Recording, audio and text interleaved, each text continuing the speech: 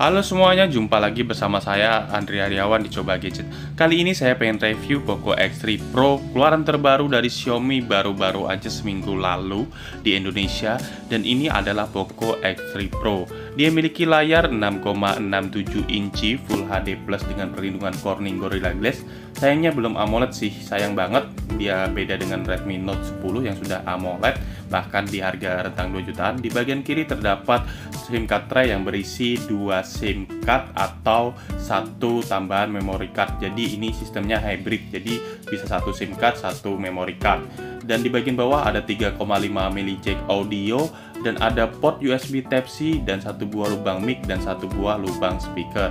Di bagian kanannya terdapat tombol power sekaligus fingerprint sensor di bagian samping dan ada tombol volume bottom yang berjajar dengan rapi. Terus yang di bagian atasnya masih terdapat ear blaster dengan satu buah lubang mic dan satu buah lubang speaker. Jadi ada dual speaker yang mendukung audio di HP ini. Dan secara garis besar sih dari segi desainnya sayangnya cuma masih Full HD Plus bukan AMOLED, jadi terlihat kesan murah sih. Andai saja sudah AMOLED pasti ya lebih worth it lagi untuk dibeli. Dan dari segi kamera depannya dia dilengkapi dengan kamera 20 megapiksel selfie kamera yang cukup oke. Dan di bagian belakang juga terlihat desainnya cukup fantastik berwarna metal bronze dengan tulisan Poco yang sedikit transparan dan modul kameranya seperti Poco X3 NFC tahun sebelumnya. Saya rasa sih untuk modul kamera berikut ini merupakan ciri khas dari Poco X3. Jadi bisa dibilang ini ciri khas banget dari Poco, dan tertulis Poco yang transparan biar terlihat beda dari Poco X3 NFC. Dari modul kameranya dia mengalami penurunan yang awalnya 64 megapiksel jadi 48 megapiksel, tapi sensornya sensor Sony, dan 8 megapiksel ultra wide yang awalnya 13 megapiksel dan 2 megapiksel deep sensor dan 2 megapiksel makro. Jadi sayangnya ada penurunan sih, tapi kalau secara garis besarnya gambar-gambarnya sih hampir-hampir mirip. Nanti kita tes sih hasil fotonya seperti apa. Kalau saya sih nggak suka dengan modul kamera seperti ini, saya lebih suka di Redmi Note 10. Dan secara keseluruhan sih kita bisa lihat sih nanti ini tentang teleponnya. Tentang teleponnya dia mempunyai versi MIUI-nya 12.01 dengan terpakai 29,5 GB yang memori bawaannya 256. Jadi HP ini memiliki memori internal 256 dan RAM-nya 8 GB. RAM 8 GB yang cukup besar, dia di harga 3,99 juta atau tepatnya 4 juta lah, kurang 1000 sudah cukup oke sih untuk harga segini. Dengan Snapdragon 860 sangat-sangat worth it dibandingkan HP-HP lain yang sekisaran harga 5 jutaan. Dan ini kita pengen tes hasil kamera utamanya. Kita pengen tes sih hasil kamera utamanya untuk mode biasa, hasilnya seperti ini. Dan ada mode potretnya juga. Untuk kamera utamanya hasilnya seperti ini. Sudah cukup oke sih untuk kamera utamanya. Dan ini kita pengen tes untuk resolusi 48 megapiksel dari HP ini. Sensornya seperti ini hasilnya. Dan sangat-sangat oke sih kalau menurut saya dari hasil kameranya. Ya walaupun ada penurunan 64 megapiksel ke 48 megapiksel sudah oke. Dan ini hasil ultra wide 8 megapikselnya dan 1 kali zoom dan 2 kali zoom hasil kameranya seperti ini.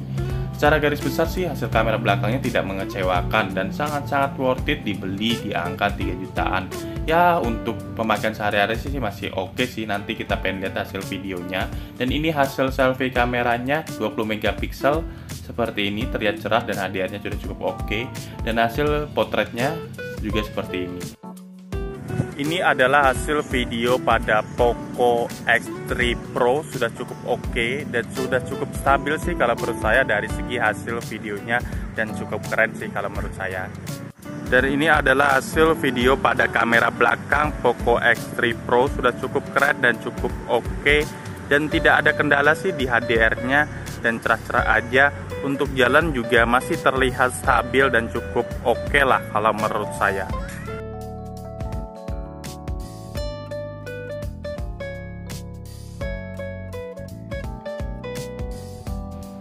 Ini kita pengen nonton video di HP ini. Untuk di luar ruangan sih brightness-nya harus lumayan tinggi untuk kita bisa nonton lebih cerah dan lebih oke, karena layarnya Full HD Plus bukan AMOLED. Andai saja ini AMOLED pasti harganya lebih worth it lagi dibeli. Tapi nggak apa-apa lah, untuk nonton YouTube, Netflix dan lain ini masih direkomendasikan dan masih oke. Dengan baterai yang cukup besar, kita nonton video lama-lama sudah cukup keren dan cukup oke sih. Ini kita tes untuk bermain game sih. Game pertama yang kita tes adalah game Mobile Legends. Untuk game Mobile Legends bisa ultra, HDR-nya juga tinggi, dan bisa rata kanan semuanya dilibas dengan oke banget. Dan tidak ada kendala untuk bermain game Mobile Legends di HP ini. Sangat lancar dan sangat playable lah. Untuk bermain game satu ronde itu berkurang antara 5-7% baterainya. Jadi masih worth it aja kalau kita bermain game lama-lama di Mobile Legends. Dan dia ada liquid cool, jadi tidak terlalu panas dan cukup oke lah untuk bermain game Mobile Legends. Dan kita pengen tes sih untuk bermain game PUBG seperti apa. Dan untuk game PUBG dia bisa grafiknya bisa HDR Extreme. Wow, untuk game PUBG sudah bisa HDR Extreme dan smooth banget sih kalau menurut saya. Tidak ada kendala untuk bermain game PUBG baik di sini maupun di HP yang Redmi Note 10 kemarin. Cuma ini HDR-nya lebih tinggi, HDR Extreme ya, sangat-sangat worth it dan sangat-sangat nyaman sih. Dan apalagi baterainya 5160 mAh yang mendukung sistem fast charging, jadi tidak perlu lama-lama ngecas, kita bisa bermain game lagi dan lama sih. Ada liquid cool-nya juga membantu mendinginkan HP ini. Sangat-sangat worth it sih kalau kita bermain game di HP ini, karena HP ini diperuntukkan untuk pemain game juga sih.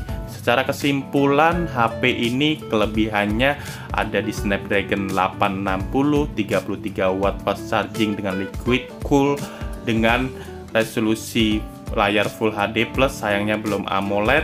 Tapi walaupun begitu, HP ini masih layak dibeli di angka 3 jutaan sampai 4 jutaan. Apabila Anda pengen beli, silahkan lihat spek sebelah kanannya untuk pertimbangan lebih lanjutnya. Dan secara garis besar sih worth it aja, dan saya rekomendasi untuk beli HP ini untuk Anda pecinta game. Kekurangannya sih cuma kameranya turun dari Poco X3 NFC kemarin yang 64 megapiksel jadi 48 megapiksel, dan 13 megapiksel jadi 8 megapiksel ultra wide. Itu aja sih, dan layarnya belum AMOLED. Kalau secara keseluruhan sih masih oke dan masih worth it banget dibeli di angka 3 jutaan, dan merupakan HP paling rekomen untuk bermain game di angka segitu. Sekian review dari saya, dan apabila Anda suka silahkan klik like, dan apabila Anda tidak suka silahkan klik dislike. Salam dari saya, Andri Aryawan di Coba Gadget, dan tunggu video review saya selanjutnya untuk konten-konten yang lebih menarik. Dan jangan lupa subscribe untuk channel ini berkembang lebih baik lagi. Salam dari saya, Andri Aryawan di Coba Gadget.